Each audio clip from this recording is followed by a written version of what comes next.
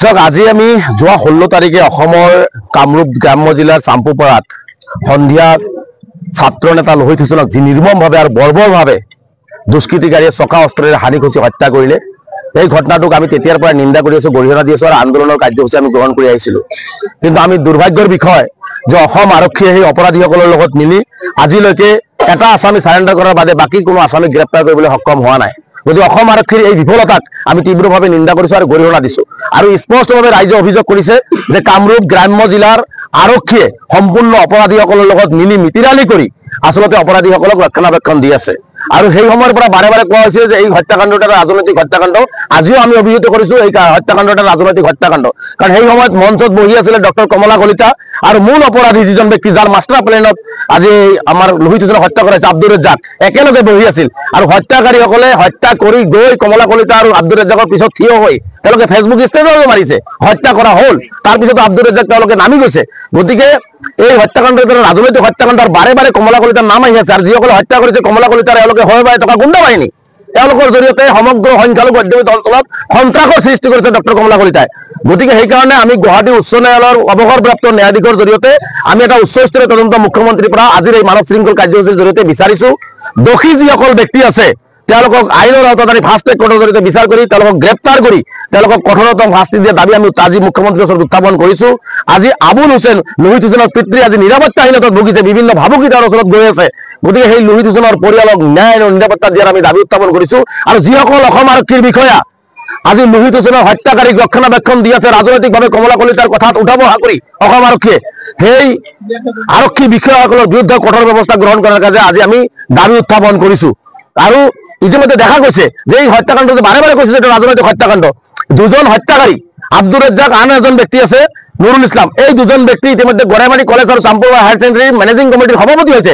যিখন বিদ্যালয়ৰ সন্মুখত লোহিত হুছেইনক হত্যা কৰা হ'ল সেইখন বিদ্যালয়ৰ মাৰ্ডাৰ কেছৰ আসামী আব্দুৰ ৰেজ্জাক এতিয়ালৈকে সভাপতি পদৰ পৰা তেওঁলোকক আঁতৰোৱাৰ ব্যৱস্থা কৰা হোৱা নাই। তাৰমানে ৰাজনৈতিক আশীৰ্বাদ পুষ্ট হৈ আছে তেওঁলোকৰ ওপৰত। তেওঁলোকে মুকলিভাৱে ঘূৰি আছে অসমৰ বিভিন্ন প্ৰান্তত, তেওঁলোকে ফেচবুক চলাইছে, তেওঁলোকে ফোন চলাই আছে।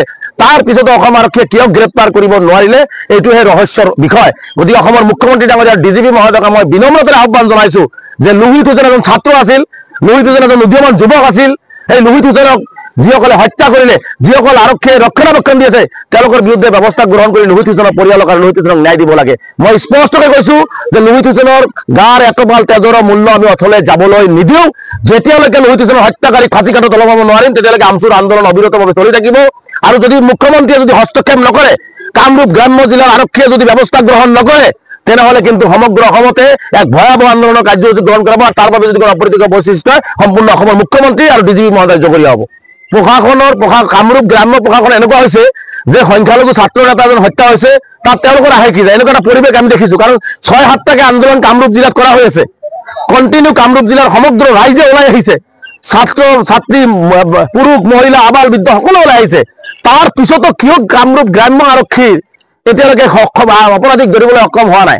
গতিকে ইয়াত সংখ্যালঘু সংখ্যাগুৰুৰ কথা নহয়, সম্পূৰ্ণভাৱে ৰাজনৈতিক হেঁচাত কমলা কলিতাৰ ওচৰত অসম কামৰূপ গ্ৰাম্যৰ আৰক্ষী অধীক্ষকগৰাকী আঁঠু হৈছে, কামৰূপ গ্ৰাম্যৰ সকলো পুলিচ আঁঠু লৈছে। আৰু ৰাজনৈতিক হেঁচাত কমলা কলিতাৰ ৰাজনৈতিক হেঁচাত আচলতে অপৰাধীসকলক গ্ৰেপ্তাৰ কৰা হোৱা নাই। গতিকে কমলা কলিতাক স্পষ্টকৈ সকীয়াইছো যে সংখ্যালঘুৰ তেজক লৈ কমলা কলিতাক খেলা নকৰিব, অসম আৰক্ষীয়েও খেলা নকৰিব।